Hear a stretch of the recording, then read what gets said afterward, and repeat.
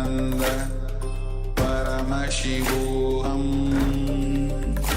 Om Nityananda Paramashivoham Om Nityananda Paramashivoham Om Nityananda Paramashivoham Om Nityananda Paramashivoham Om Nityananda Paramashivoham Om Nityananda Paramashivoham Om Nityananda Paramashivoham Om Nityananda Paramashivoham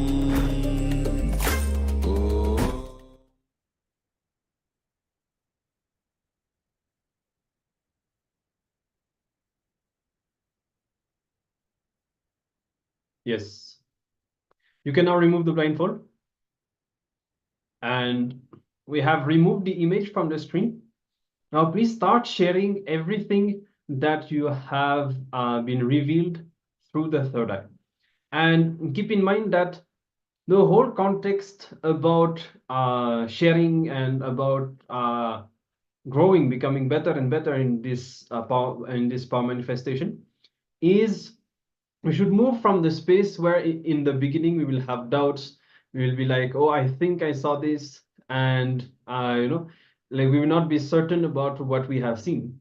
And the more we become confident about everything that happens inside us, see, basically the moment the power manifestation starts, anything that you experience, anything that is shown to you inside, when you are in the space of oneness with Swamiji, is the power manifestation.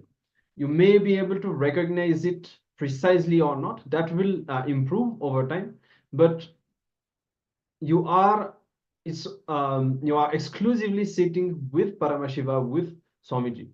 So you just have to build that confidence that the power manifestation is happening right now, and Paramashiva is really showing this to me. And so when you have your eyes closed and you're seeing something or you're recognizing something, you should be very clear that what you are seeing is the power manifestation. Even if I were to show you something else, you should be that confident as to say, no, this is not what I've seen. This is the state that we want to reach. All right. So participants started to share. I saw water drops, shape, leaf, boat, tree, medal, golden, peace. Okay, good. So that's some good things here. And if does anyone else want to share, you have few more moments before we show the picture. Do not edit and do not filter anything. Whatever you have been revealed, can share that, be in colors, shapes, or even memories. Sometimes if you show something that that is associated with the specific memory of your life, you may be seeing that also. So participants are further sharing. So big spoon, water, boat, okay, dark green, deep red leaf, the light is dark, water, okay, very good. So we have many things that are very much related to the image. So I'll now be showing the image on the screen, and you can see we have an archer on horse. And so you can see, even when you're seeing, so many of you saw vegetation, leaves, and trees, and kind of deep red, and the dark kind of light that is also there, the water. Of course, he's in the nature, and boat. Even the fact that you are seeing boat and water. If you see this image, for most of us, I guess we would remember like Native Americans and whatever we have seen in our past related to that. So this is the way the third eye will show us. It will show not just exactly what the image is, but it will show the reality of this image. See, if we were just able to see and describe, okay, there is a shape here and that's it, then it would not be much of a power. But you'll be able to see not only what the image is, but what the reality behind this image is. You may be able to tell more about where this picture was taken and who has taken it and what was the event. So all of these things also will be shared through the third eye. And participants are sharing nothing seen but the pain of the exercise of completion just done before come intensely. Okay, no issue. Then just see, you sit and you completely unclutch from the result, seeing or not seeing. You just sit with your eyes closed, entangled with Swamiji. Leave the whole thing to Swamiji. Just surrender everything to Swamiji and sit and allow the completion to happen. Allow Swamiji to show whatever has to be shown and just completely unclutch from the whole thing. That's perfectly fine. All right. So very good first round. Let's get ready for a second round now. We'll be having a second image shown on the screen. So you can get ready and tie your eye bands once again.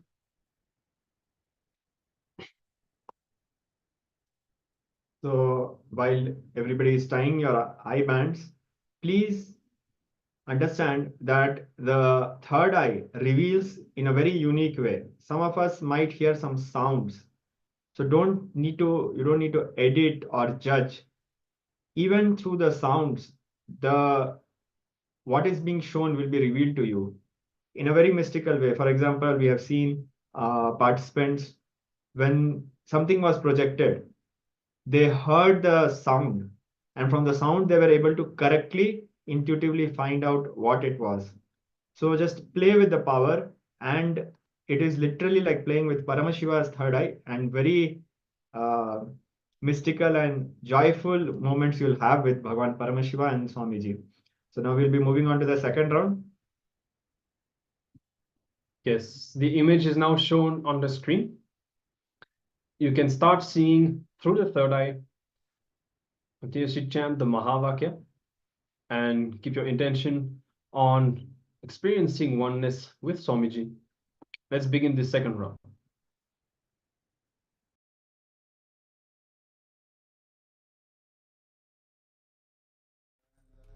Paramashivoham Om Nityananda Paramashivoham Om Nityananda Paramashivoham Om Nityananda Paramashivoham Nityananda Paramashivoham Om Nityananda Paramashivoham Om Nityananda Paramashivoham Om Nityananda Paramashivoham Om Nityananda Paramashivoham Om Nityananda Paramashivoham Om Nityananda Paramashivoham Om Nityananda Paramashivoham Om Nityananda Paramashivoham Om Nityananda Paramashivoham Om Nityananda Paramashivoham Om Nityananda Paramashivoham Om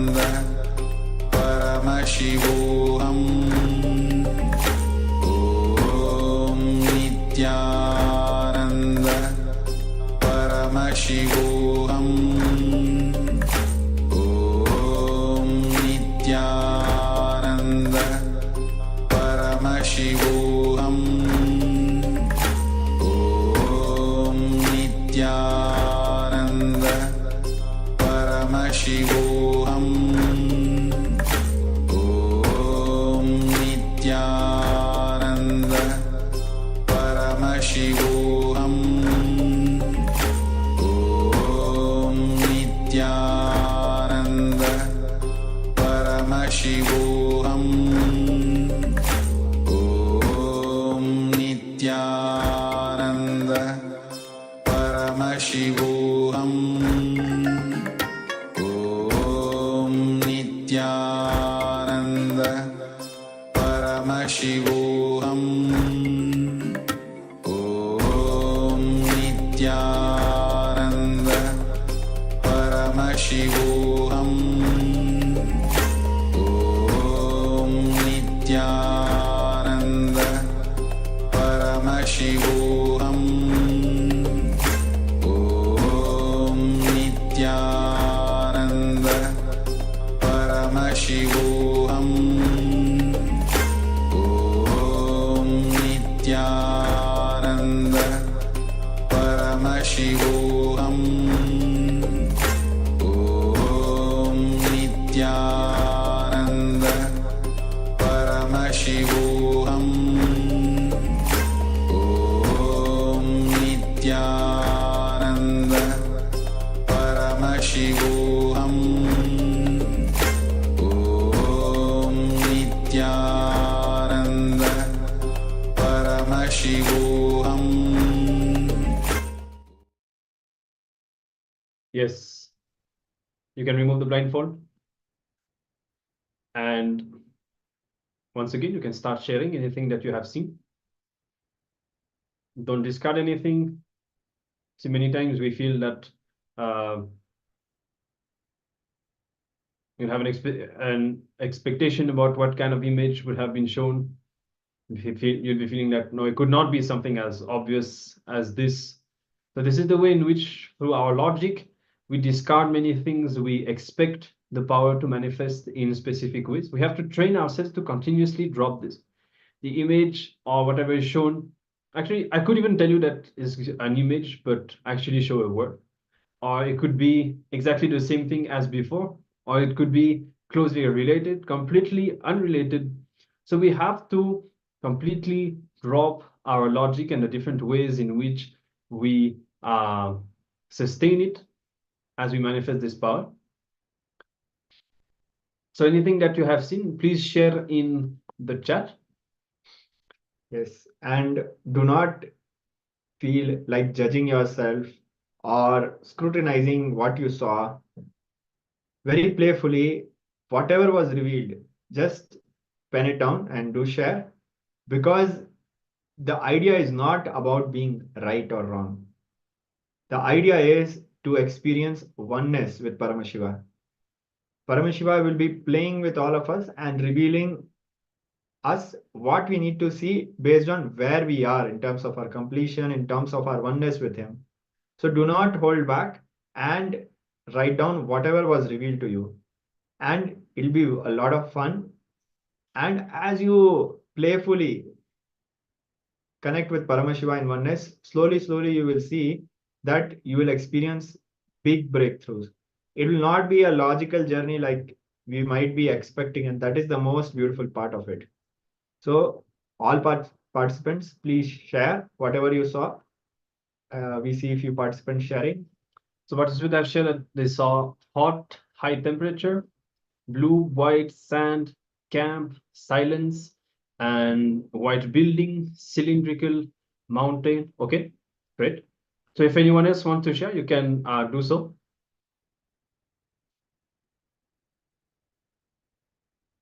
We encourage all participants to keep on sharing, and I assure you it'll be real fun for everybody. So please don't feel reservation that, okay, I saw just an empty space for a long time, or maybe I am right, or maybe I am wrong. I am not sure. Drop all of it. Just share and write whatever you saw. So we see a few more sharings. Blue deity with a flute, vortex color background. And also same feeling as before. Marie Claire is saying at the end the image is as light trying to merge from the dark. Okay, fine. And Miri, two long arms raised high, a lot of pain, healing. Okay, interesting. So we have many good things. Let's have a look at what the image was. And you can see a very beautiful photograph of Swamiji with a very elegant dress and jewels that was taken in the BDD temple quite a few years back. And so we have many interesting things that you guys have seen. So even the hot temperature for having lived there, it can get very hot in that place and in the temple especially. And sand, it has a lot of sand. There is an extraordinary silence since it is just near the banyan tree. So this is also a very specific aspect of the place that you have seen. And there are mountains all around. The whole place is surrounded by mountains. So Fanwu, who said that she saw mountain, yes, that is also very good. And a blue deity with flute and bow, vortex color background and flute. So yes, of course, flute is a sign of divinity. We all remember Sri Krishna. Even the color blue is associated with divine beings in Hinduism. And so that's also very good.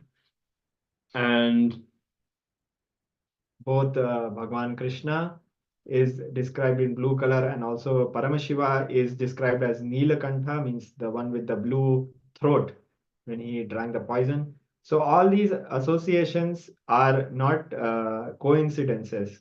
Even the visualization which was revealed, and Paramashiva revealed to most of the participants, showing serene mountains, calm, peace, is what we feel during the presence of sitting with Swamiji, sitting in the presence of the Master.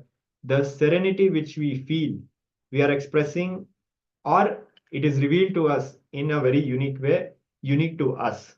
So we should celebrate this more and more, and we'll be able to manifest these powers more and more. Yes. It's a very beautiful way how Paramashiva will be playing with us and will be flowering in oneness with him. So all our efforts in this power manifestation should be to playfully experience oneness with Paramashiva. So everybody give yourselves a round of applause.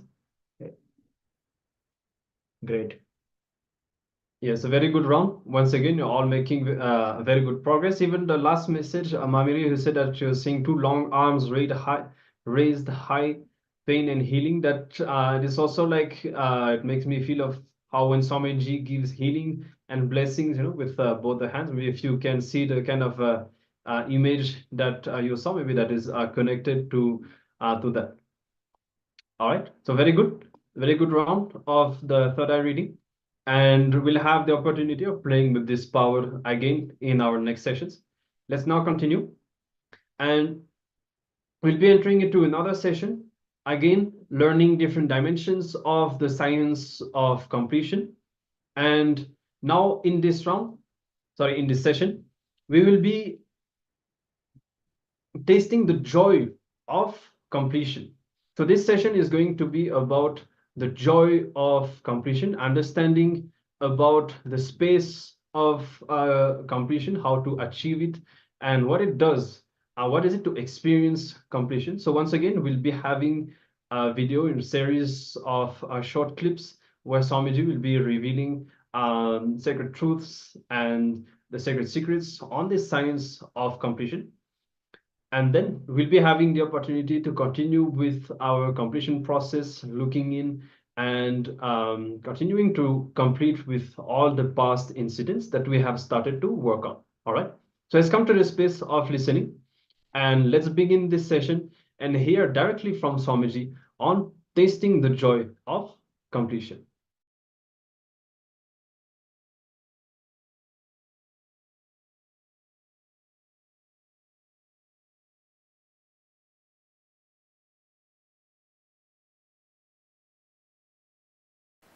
allowing incompletions to exist is literally declaring you yourself don't want your life in your control. Please understand. Allowing incompletions to exist in you is you declaring that you do not want your life under your control. You say, no, let life happen, whatever. I can't take the responsibility.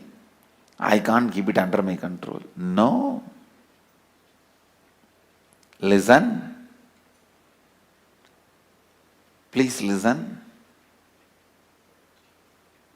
The utter irresponsibility. Utter irresponsibility. The power of incompletion is such, it dilutes you so much. You literally believe you really can't contain your own life or contain yourself. See, just because you are temporarily upset,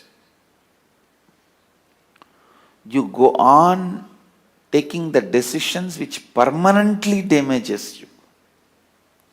That is the most difficult part of life. Please understand. Just because you are temporarily upset,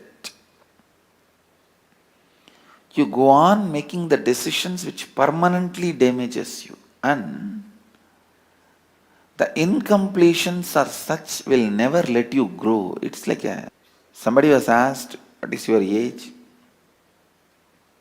He said 22. The person who asked the question asked, what? Last 5 years you are telling the same thing? This fellow said, yes, I don't change my words. Many times, not changing your words are like not growing. Not changing your cognition means not growing. Listen. Not changing your cognition means not growing. It is so unfortunate. It is really, really unfortunate that you feel incompletions are really, really true. The problem is when the delusion happens, when the incompletion attacks you, when the panic attack happens, you really feel incompletions are true. That is the problem.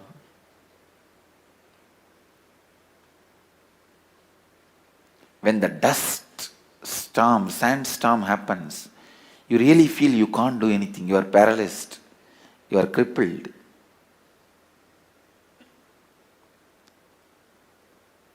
Temporarily, but you feel that is eternal. Please understand. Suffering, the quality of suffering is, even if it is temporary, it will give you the experience that is going to be there on you eternally. You won't find the end of the tunnel. You won't find the other side of the tunnel. You will feel, oh, it is going somewhere and gone.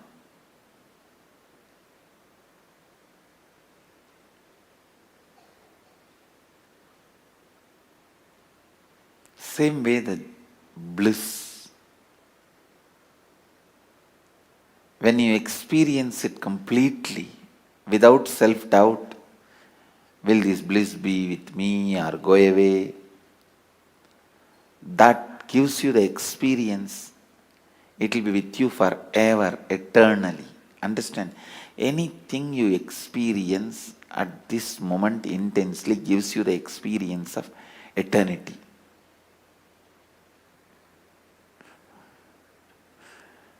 Understand?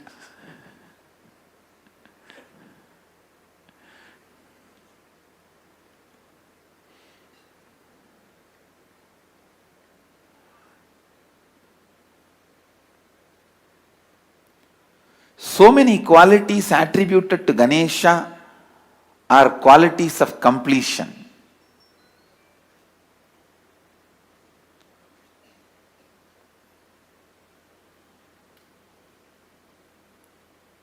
These incompletions, they just totally imbalance you.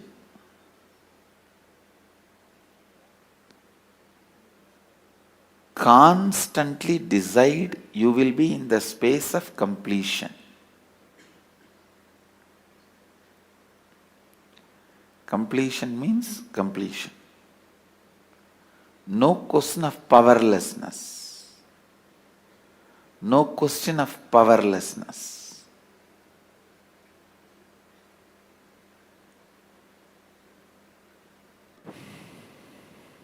Everything you do should be from powerfulness.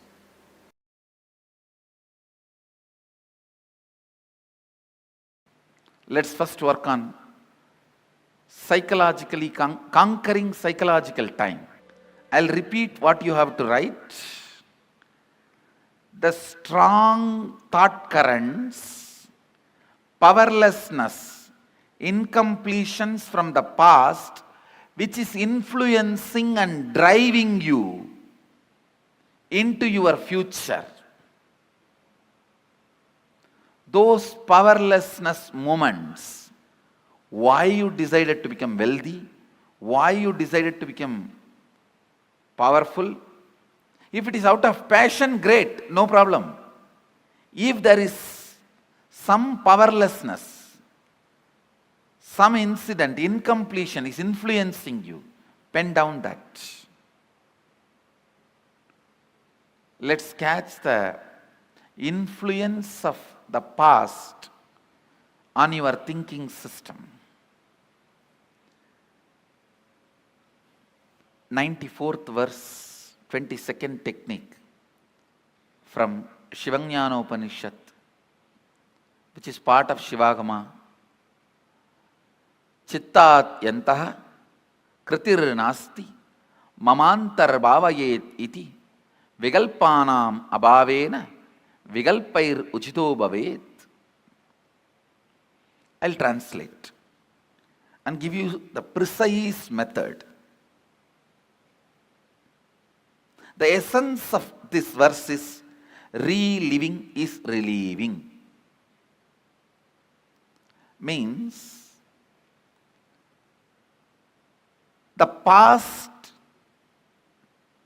powerlessness which is influencing your thinking, relive those incidents, not remembering. Please understand, there is a big difference between remembering and reliving. For example, something happened in your life at the age of 8, 9, which is still influencing your thinking. I have seen people getting influenced by something happened when they were 3, 4 and all. They are 57. Something happened at 7 influences them. One man came to me and said, I never go to beach, Swamiji. Even if I drive through the beach roads, I shiver, sweat. I have a panic attack. I asked why. No, at the age of 7, I went for a walk with my father. I saw murder happening in a beach and we ran away from that spot. From that spot till I can't, now I am 57, I can't go to beach. 40 years, the pattern with which he is suffering. Sometimes the past influences you so much. See, carefully listen. You are now 57, something happened at the age of 7. If you remain as 57 and visualize what happened at that age of 7, that is called remembering. Reliving means forget your present identity. Just dump it, throw it. Become that person. At the age of 7, what intelligence you had, how you were, visualize and become that person. Enter into that person's physiological, psychological frame. Take few minutes and meditate on that person, become that person. Then relive. When you relive, all the powerlessness accumulated in your nervous system during that incident, it may be emotional suppression or the identity crisis, various guilt, pain, suffering, it will all just break, collapse and leave your system. Your system will be clean. System will be cleansed. When the effect of your past is reduced on your existence, you will not reproduce it as it is or in an altered way on your future. Neither reproducing as it is nor reproducing in altered way is liberation. You may ask, then I will not do anything in the future? No, you will do a lot.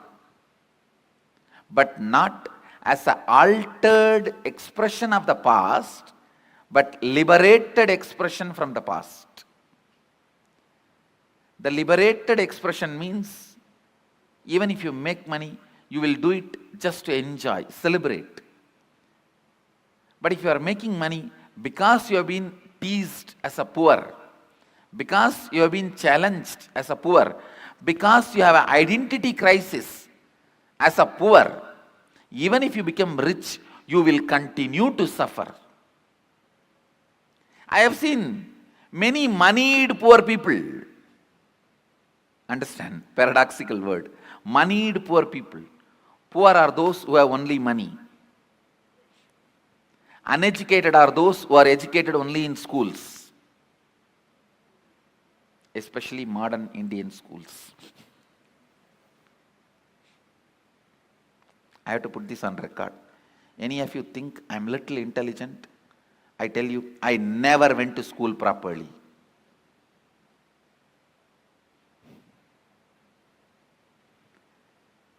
And any of you want to become intelligent? I give you this as my first instruction. Remembering is different, reliving is different. In remembering, you will justify, analyze, criticize, judge, hate, deny. In reliving, nothing of that exists. Just become that person. Pick up one incident which you want to complete. Become that person. Forget your present identity. Relive at least 3-4 times. Then pick up the second incident. Become that person. Relive at least 3-4 times. And I tell you, this one technique, it can give you as simple as freedom from headache to as complicated as freedom from this whole samsara.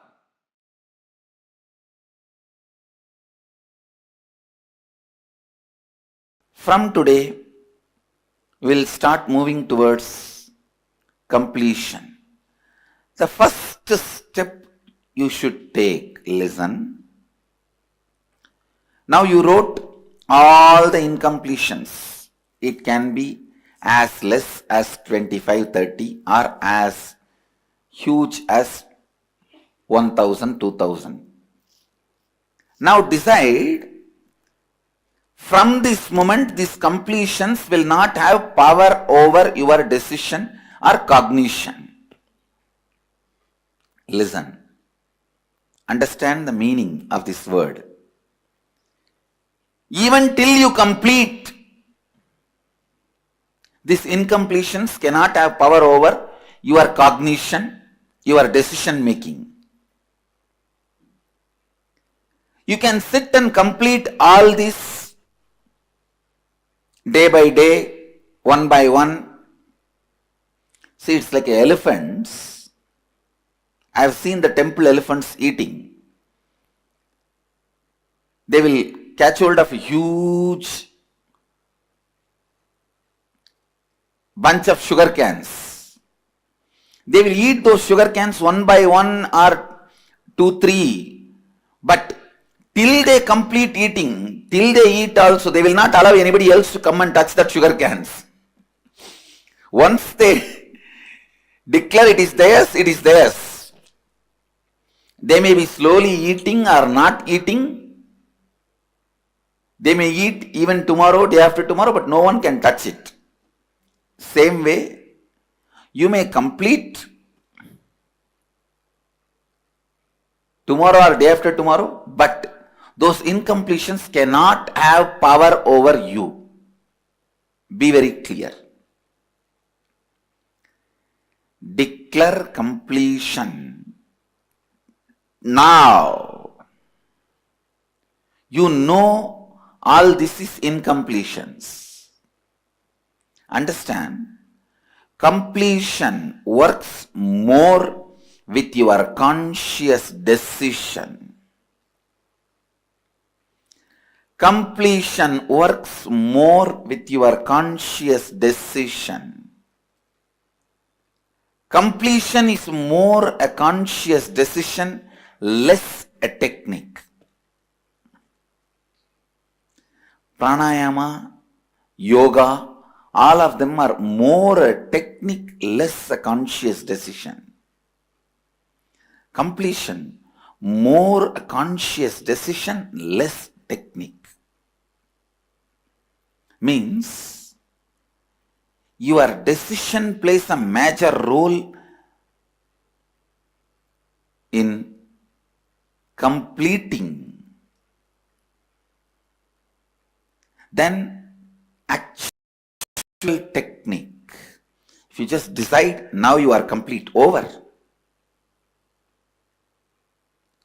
I never did in my life sitting and reliving, going through or looking at that mirror 24 hours. I never did all these things. Simply my masters showed me, this is incompletion. Drop it, over. So it is your decision that plays major role. See, this penning down is like an identification. Now what you pen down, even if it is 25 pages, you should paste it next to your bed. And every day, for next few days, you should read that and tell yourself, I am complete with all this. After a few days, you will be bored to read them because they have no more power over you. Then you can tear them and put it in the dustbin. You should feel bored to read your incompletions. Then you are complete.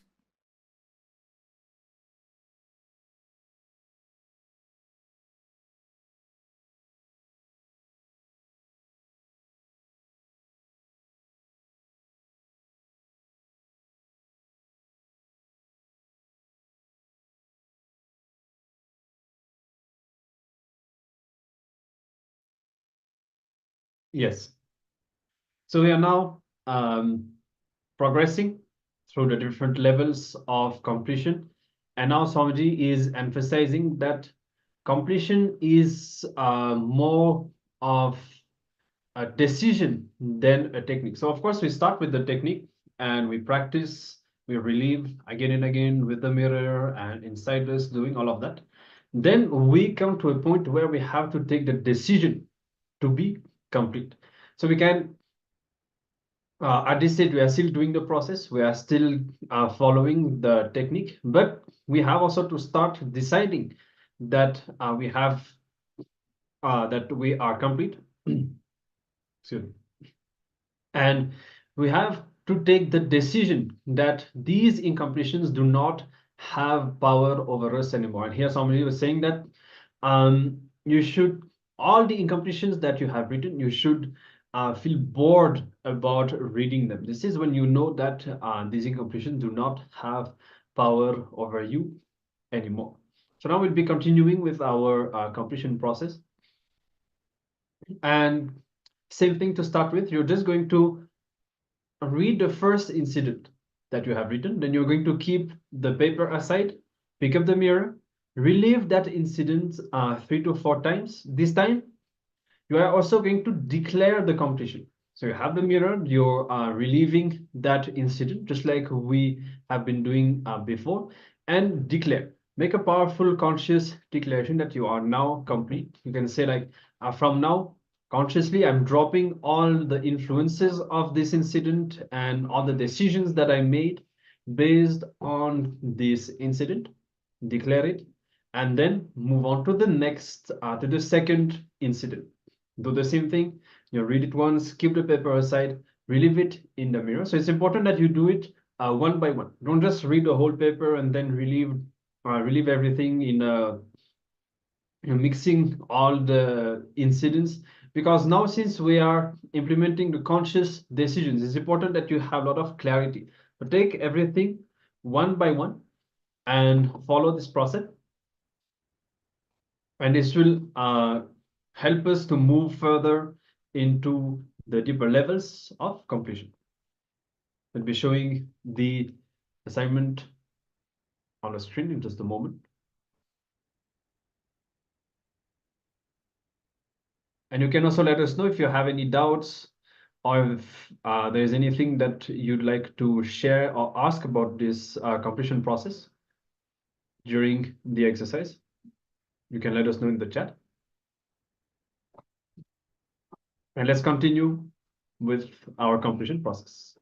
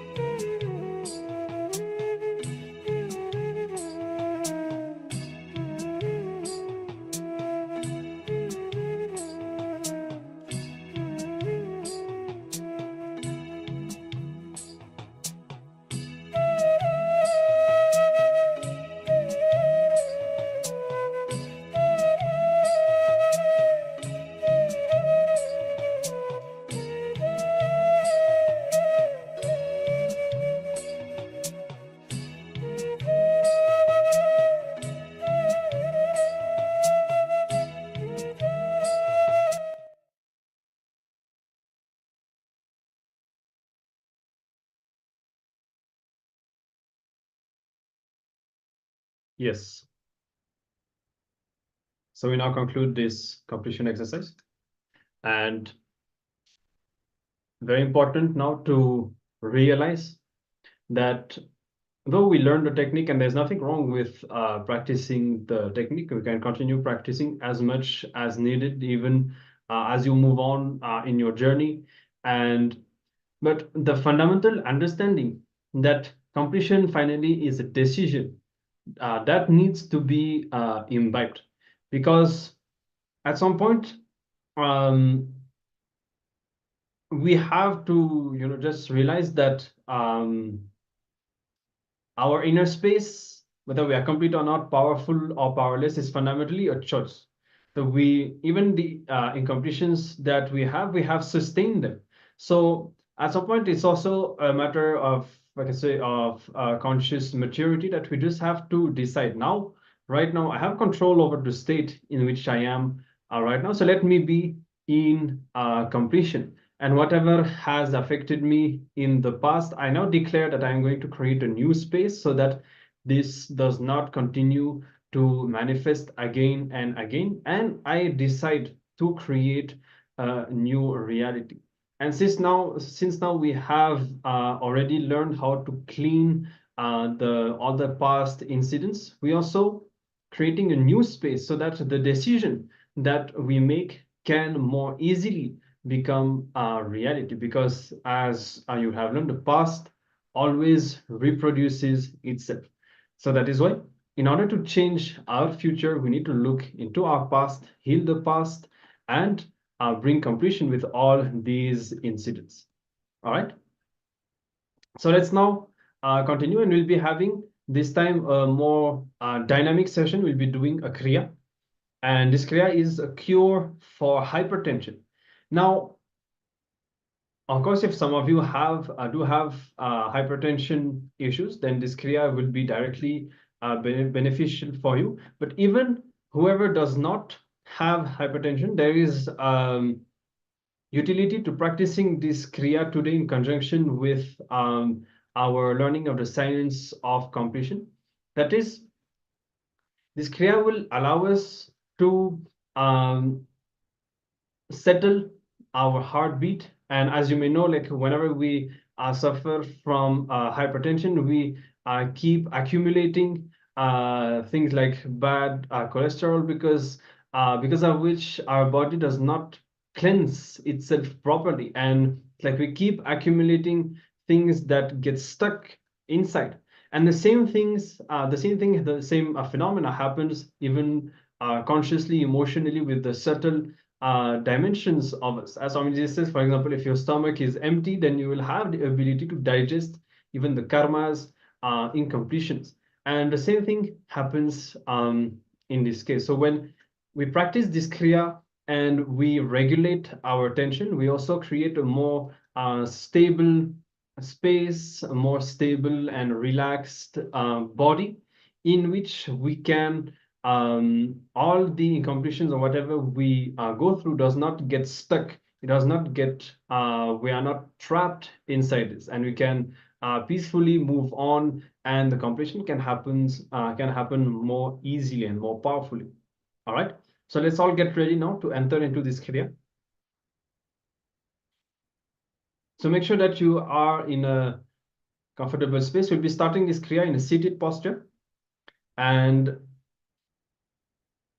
so you can be seated on the ground.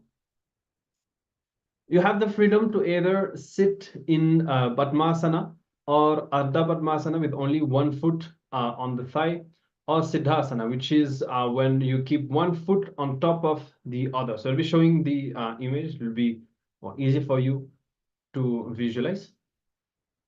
The image is Siddhasana.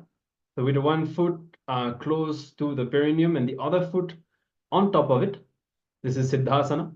If it is comfortable for you, you can adopt Siddhasana, otherwise Padmasana, Ardha Padmasana. And if at all you cannot do any of this posture, then you can just sit also in a normal seated posture, Sukhasana, that is also fine. Now, once you are ready, make sure that your head, neck, and spine are in a straight line.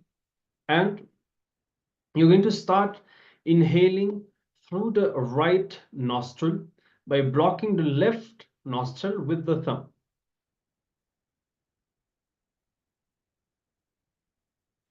Okay. Then you will be inhaling through the left and exhaling through the right.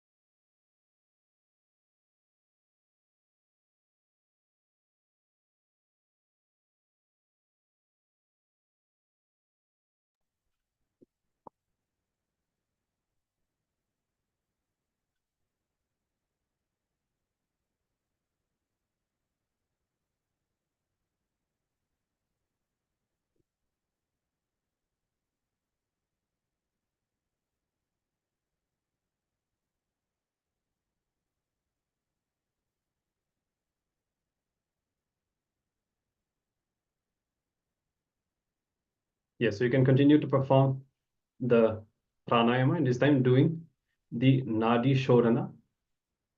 So a small correction, you'll be inhaling through the right nostril and exhaling through the left.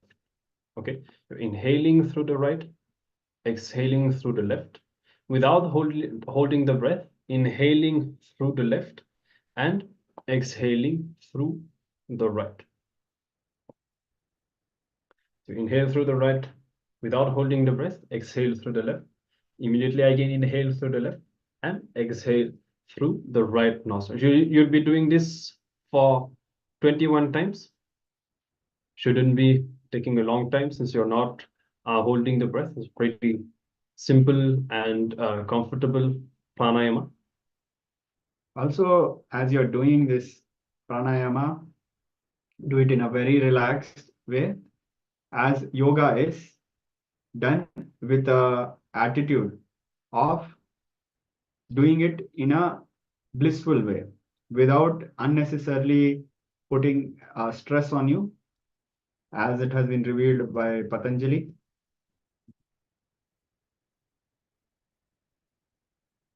Yes, you don't need to strain yourself.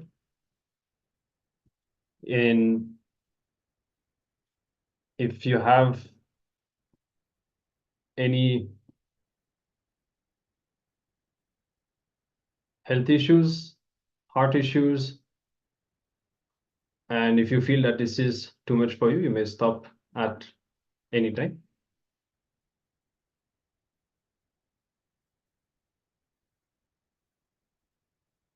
So we'll give a few more minutes if you are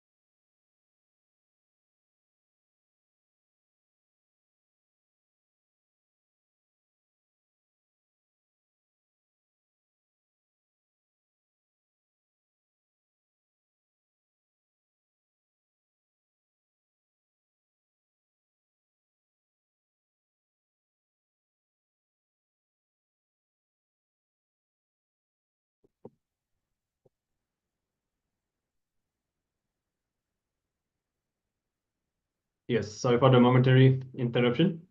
We are back, and I think we should all be done with this pranayama by now. Let's move to the second phase.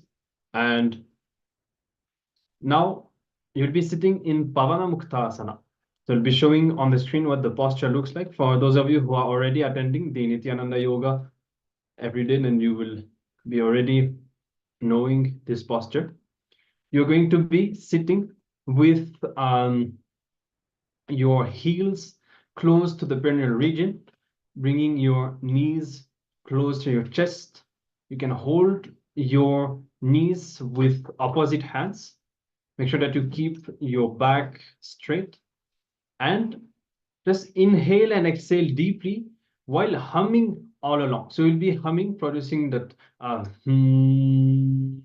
this humming sound while inhaling and while exhaling as well. So we'll be continuously humming all throughout this pranayama, inhaling and exhaling while humming, repeating this 21 times. Okay, so 21 cycles of inhaling and exhaling while humming. All right. So let's continue now.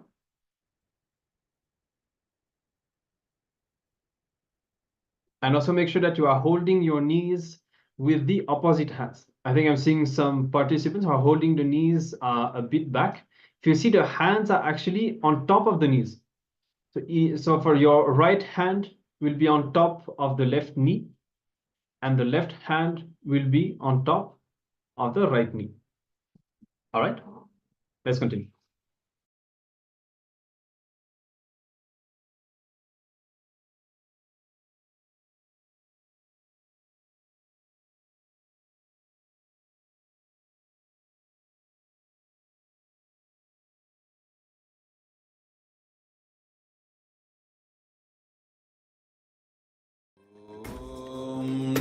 Nityanand परमशिवोऽहम् ॐ नित्यानन्द परमशिवोऽहम् ॐ नित्यानन्द परमशिवोऽहम् ॐ नित्यानन्द परमशिवोऽहम् ॐ नित्यानन्द परमशिवोऽहम् ॐ नित्यानन्द परमशिवोऽहम् ॐ नित्यानन्द परमशिवोऽहम्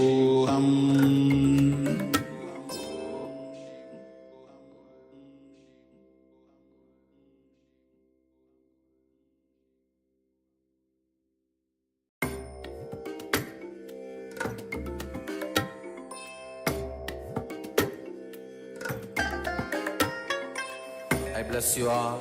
Let you all open all your three eyes and manifest the powers of Mahasadashiva. Om Nityananda Paramashivoham. Om Nityananda Paramashivoham. Om Nityananda Paramashivoham. Om Nityananda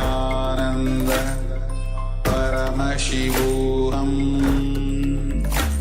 Om Nityananda Paramashivoham. Om Nityananda Paramashivoham. Om Nityananda Paramashivoham. Om Nityananda Paramashivoham. Om Nityananda Paramashivoham.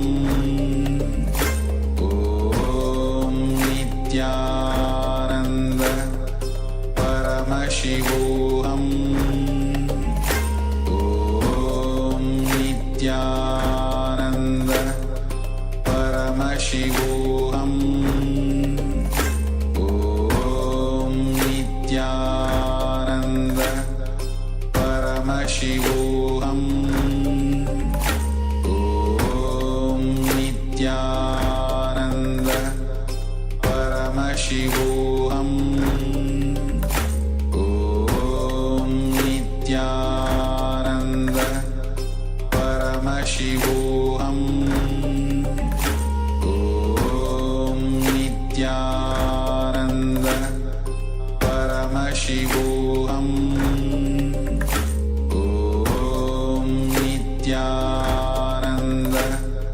Paramashivoham. Om Nityananda Paramashivoham. Om Nityananda Paramashivoham. Om Nityananda Paramashivoham. Om Nityananda Paramashivoham. Om Nityananda Paramashivoham.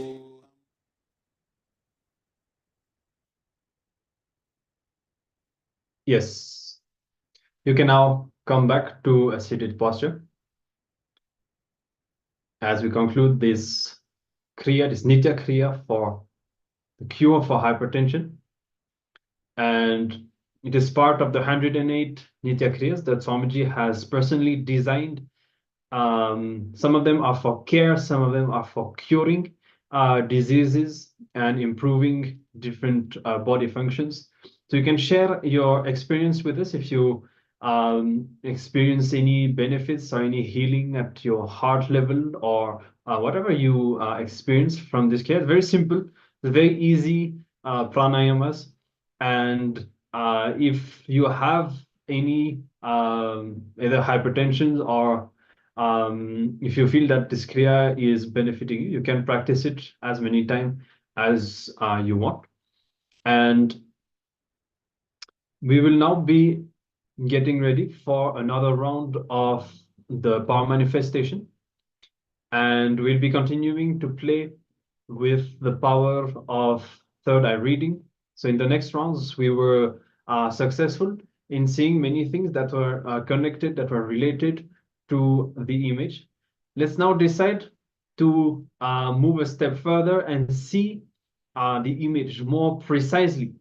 And as I was saying, not only the image, but even scanning the deeper layers. As I was saying, if it was just about describing the image, then we don't need third eye. We can do it with two eyes. But with the third eye, we'll be able to see the deeper layers that we would not be seeing through the two eyes. All right. So you can get ready and you can put the eye band.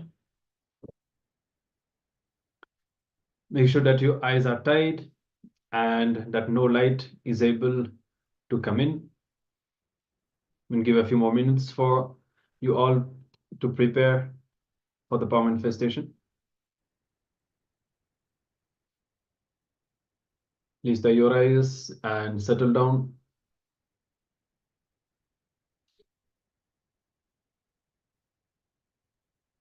Once you are ready, you can start chanting the Mahavakya.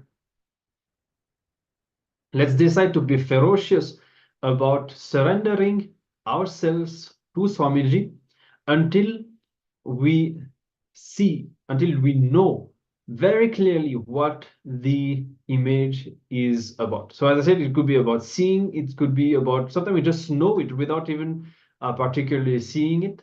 So whatever it is, but let's surrender ourselves to Swamiji very ferociously until we have the complete clarity, until we know exactly what the image is, and until we have that complete confidence. So work on building that confidence. Recognize anything, acknowledge anything that is shown to you. Just say that, okay, Paramashiva, Swamiji is showing this to me right now.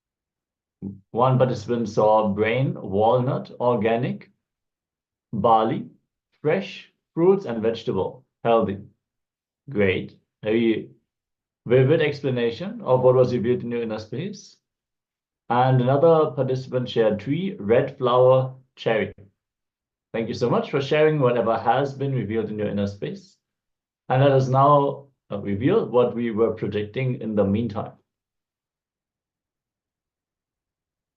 Yes, so as you can see, there's a bison in the nature. And we also have another participant seeing a stream of light in the dark, little blueprint, and a split of a second, an idea of a lake and her.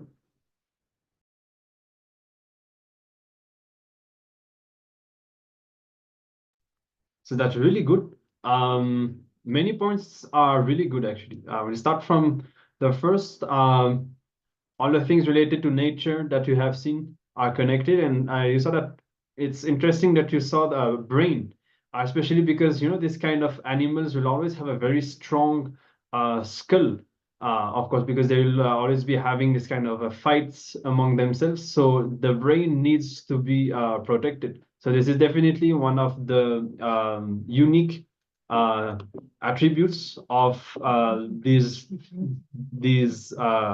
bisons.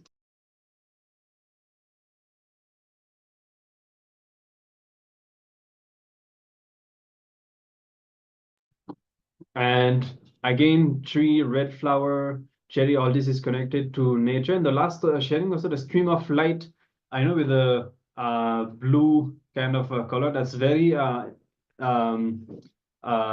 is very related. Also, if you see that whole kind of a misty atmosphere that is there in the picture, is definitely connected to what you saw, the idea of a lake also in herbs. So that's really good. Congratulations to you all. You're definitely seeing some of the main dimensions of the image. So we are becoming more and more precise and coming more and more close to having a complete vision of the whole image. So it's really, really good.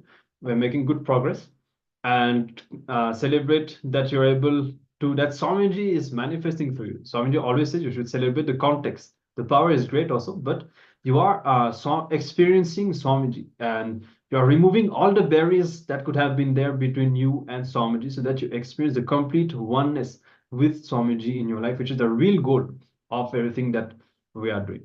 All right, so that's great. Let's now get ready for a second round. We have a second image to display. Let's continue to play with this power, and let's have a next breakthrough. So you can also see, meanwhile, please tie your eyes also. You can tie the blindfold, the eye band, and you can see whatever, if there is a kind of an agitation, whatever was the struggle that you were facing in the first round, and what made you successful. Now keep that in mind, and let's decide to have a breakthrough. So if you felt that you were facing restlessness, and having that urge to somehow see what is there on the image, now decide ferociously to drop that. Hold only to the space of oneness with Swamiji. And on the other hand, if you had a breakthrough by doing that, by whatever worked for you, now let's take it to the next level. Directly enter into that space with even more ferociousness and a more powerful, persistent decision. All right, so I think all of you seem to be ready with your eyes tight. We'll be showing another image, and the image is now shown on the screen. You can start seeing through the third eye. You can chant the Mahavakya, Om Nityananda Paramashivoham, being in the space of oneness with Swamiji. Let's now begin the second round of the power manifestation.